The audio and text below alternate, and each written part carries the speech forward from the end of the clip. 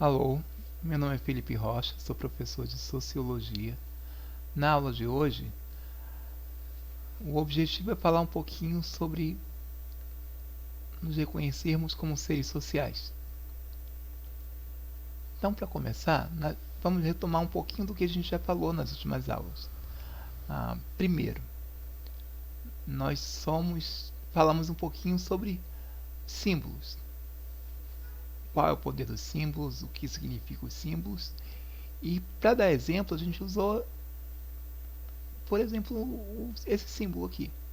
Não é preciso ter nada escrito aqui, mas você já reconhece. Só de olhar esse símbolo, você sabe que ele é o símbolo da Nike. Ou esse outro símbolo.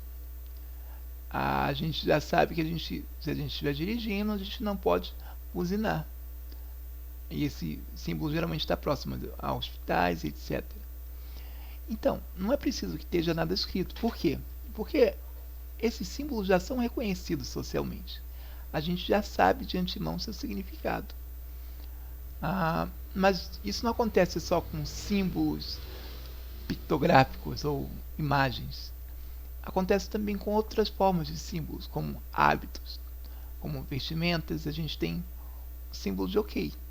E na nossa sociedade, a sociedade brasileira, é reconhecido.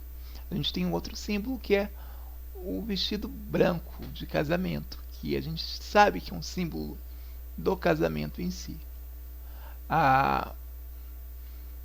E o mais importante é reconhecer que tudo isso tem uma construção social. Não foi a gente que inventou, mas já existia mesmo antes da gente viver no mundo, tá? Então, o ser humano, ele inventa os símbolos ao mesmo tempo que ele inventa os símbolos, ou, em outras palavras, ele estrutura os símbolos, ele também passa a ser estruturado pelos símbolos. Por quê?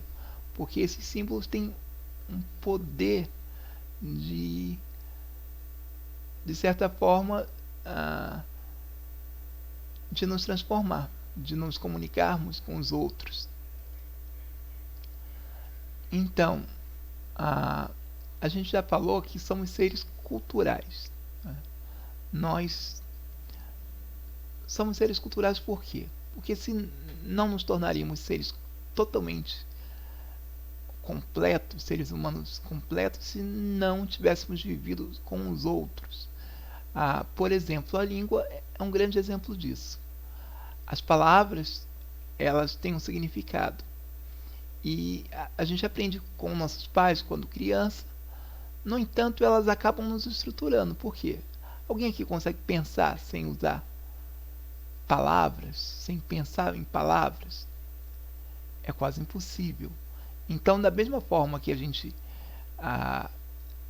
aprende as palavras acabam nos estruturando. E as palavras também são estruturadas por uma gramática que foram criadas pelos homens. Mas da mesma forma que isso acontece, ela tem grande impacto sobre nós. Esse vídeo vai falar um pouquinho sobre isso. Vamos ao vídeo. Planeta Língua, com Aldo Bisocchi.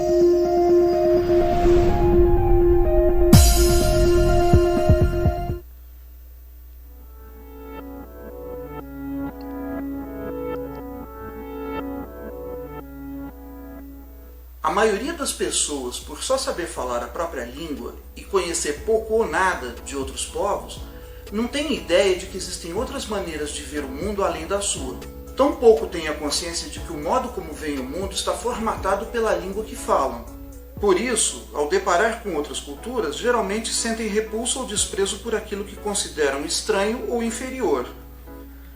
Muitos brasileiros estranham que os americanos chamem hora de clock, hora de watch, aquilo que nós chamamos simplesmente de relógio. Ou que eles tenham duas palavras, monkey e ape, para dizer macaco.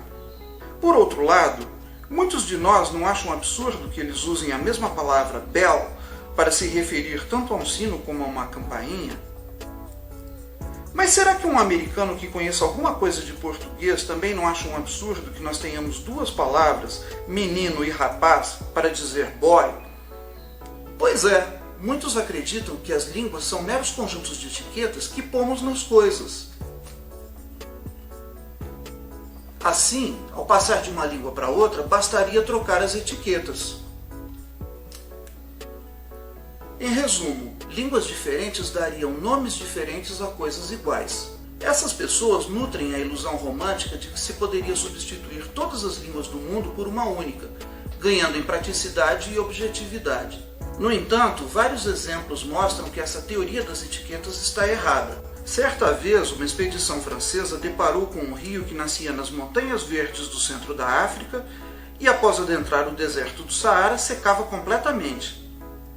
Em francês, um rio que corre para o mar se chama fleuve, enquanto um rio que corre para outro rio é uma rivière. Obviamente, os integrantes da expedição ficaram perplexos, sem saber se o que eles estavam vendo era um fleuve ou uma rivière. A língua inuit dos esquimós do Alasca tem mais denominações para o gelo do que a nossa, que só tem uma.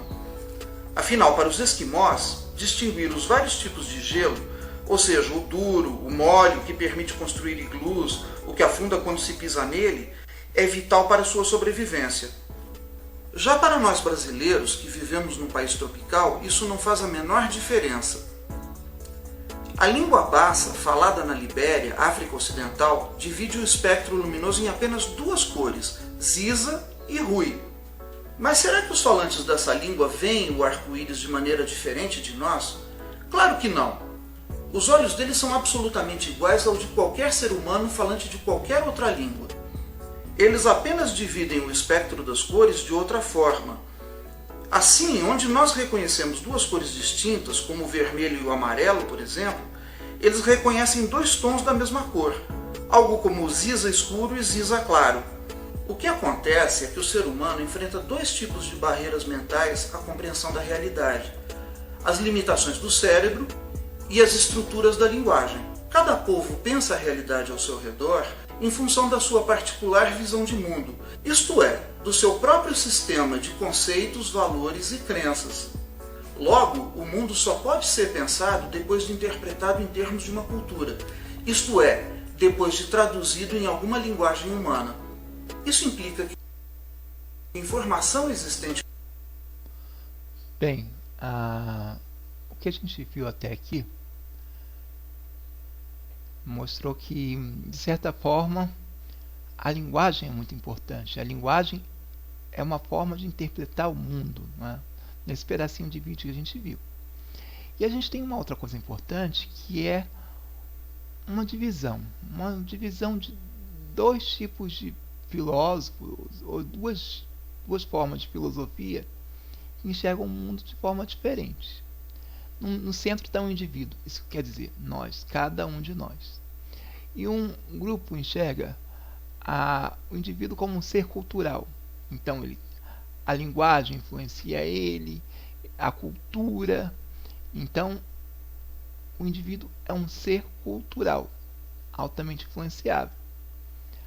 Por outro lado, existem aqueles que acreditam na individualidade do indivíduo, numa certa essência do indivíduo, numa personalidade própria que não pode ser influenciada. A gente tem como representante dessa segunda visão, a gente tem René Descartes, a gente tem Platão, que acreditam numa essência do ser humano. O que seria essa essência? Algo que já nasceu com a gente, o que a gente chama de algo imanente. Algo que nasceu e não pode ser modificado. E é melhor que não seja modificado. Essa visão é uma das formas de ver o indivíduo. Outra visão é a teoria social, a visão que o ser humano é um ser social. É um ser que aprende com o outro. É um ser que só se torna humano plenamente através da convivência com o outro, através de símbolos culturais. E essa é a visão da sociologia. E é o que a gente vai começar a trabalhar a partir da aula de hoje. Tá certo, pessoal? Até a próxima.